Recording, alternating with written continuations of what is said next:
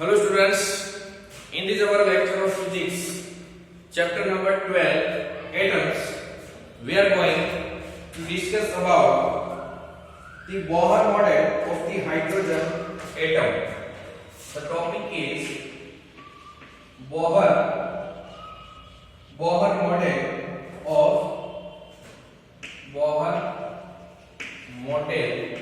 of hydrogen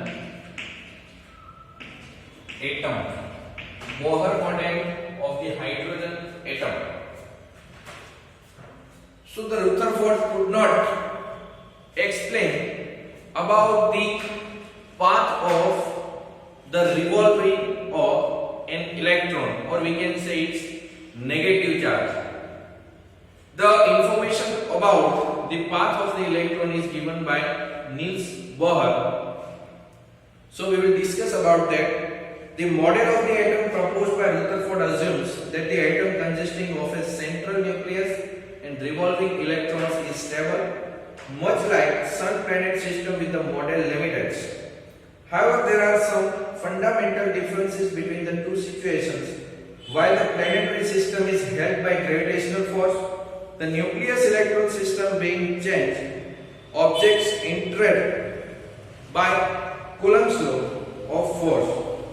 We know that object which moves in a circle is being constantly accelerated, the acceleration being centripetal in nature. According to classical electromagnetic theory, an accelerating charged particle emits the radiation in the form of the electromagnetic waves.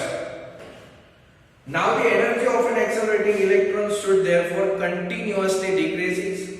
The electron would spiral inward and eventually fall into the nucleus. Thus, such an atom cannot be stable. Further, according to the classical electromagnetic theory, the frequency of the electromagnetic waves emitted by the revolving electron is equal to the frequency of revolution. But as the electrons spiral inward, their angular velocity and hence their frequencies would change continuously, and so will the frequency of the light emitted. Thus, they would emit a continuous spectrum in contradiction to the line spectrum actually observed.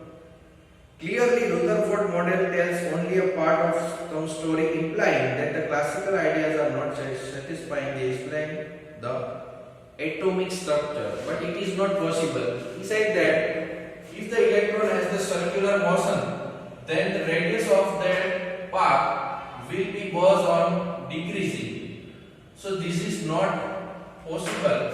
If this possible, the electron will goes into the nucleus, but this is not the possible condition. Now going further, it was Niels Bohr who made the certain modifications in this model by adding the ideas of newly developing quantum hypothesis. Niels Bohr studied in Rutherford's laboratory for several months in 1912, and he was convinced about the validity of Rutherford nuclear model. Fed with the dilemma as discussed above, Bohr in 1913 concluded that in spite of the success of electromagnetic theory in explaining large-scale phenomena, it could not be applied to the processes in the atomic scale. So Bohr combined classical and early quantum concepts and gave his theory in the form of three postulates. And these three postulates of Bohr we are given here, that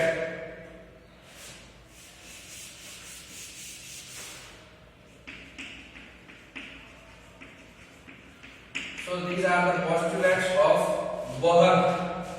First one was that an electron in an atom could revolve in certain stable orbits without the emission of radiant energy. Contrary to the prediction of electromagnetic theory, according to this postulate, each atom has certain defined stable states in which it can exist, and each possible state has defined total energy. These are called the stationary states of the atom. So first postulate was the electron in an atom could revolve in certain stable orbits, could revolve in certain stable orbits. So this was the first postulate, that electron could revolve in certain stable orbits. Now the second is, this postulate states that the electron revolves around the nucleus only in those orbits for which the angular momentum is some integer multiple of h upon 2 pi, where h is the Planck's constant. So here defines the stable orbit. Here we can say he defines the stable orbits. Which is the stable orbit? So the stable orbits is stable orbits. We can say stable orbits for which the angular momentum must be h upon 2 pi, nh upon 2 pi, where n is equal to 1, 2, 3 up to infinite. The angular momentum of that orbit should be integer multiple of h upon 2 pi, and here h is the Planck's constant. And the third postulate was that an electron might make a transition from one of its specific non-radiating orbits to another of lower energy. When it does so, a photon is emitted having energy equal to the energy difference between the initial and final states. So we can say, when it makes the transition from higher energy level state to the lower energy level state, then we can get the photon having energy.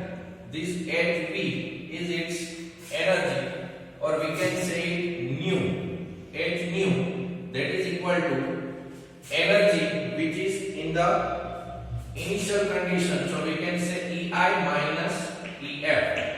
When it makes the transition from higher energy level state to the lower energy state, then we can get the photon having the energy H nu, that is equal to Ei minus Ef. Ei is the initial energy and Ef is the final energy state. Now we know that angular momentum, or we can say L equal to mvr, but here we can say Ln equal to mvn rn, or we can say nh upon 2 pi. This is our nh upon 2 pi. Now make the subject V, then we can get Vn equal to E upon 4 pi epsilon 0 m Rn. So we have discussed already this formula of V square. There V square equal to E square upon 4 pi epsilon 0 mr. That was the equation which we have discussed already in our lectures. Now Vn, here we can say that Vn, that is equal to E square upon 1 upon n 4 pi epsilon 0, and here we can say h upon 2 pi. So this is the equation. So now here Rn equal to n square upon m. Now h upon 2 pi whole square and 4 pi epsilon 0 upon E square. So this is the equation.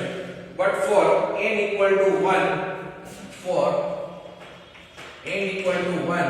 we can say R1 equal to h square epsilon 0 upon pi m square.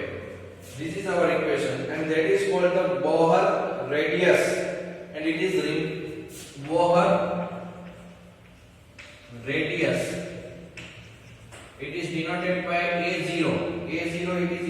h square upon epsilon 0 upon pi m e square. So this is pi m e square. Now we can get the total energy En, that is equal to minus e square upon 8 pi epsilon 0 into m upon n square into 2 pi by h whole square and e square upon 4 pi epsilon 0. So this is the formula, and if you put the value of each term, then we can get the formula minus 13.6 upon n square, minus 13.6 upon n square electron volt. This is the energy of an electron in any orbit. If you have the electrons in first orbit, then we should put the value of n, that is equal to 1. So we should make the value of n, and we can get the formula for energy of an electron in any orbit. So till now we are discussing here, and we are stopping our lecture here. Further discussion will be done in next session. Thank you. Have a nice day.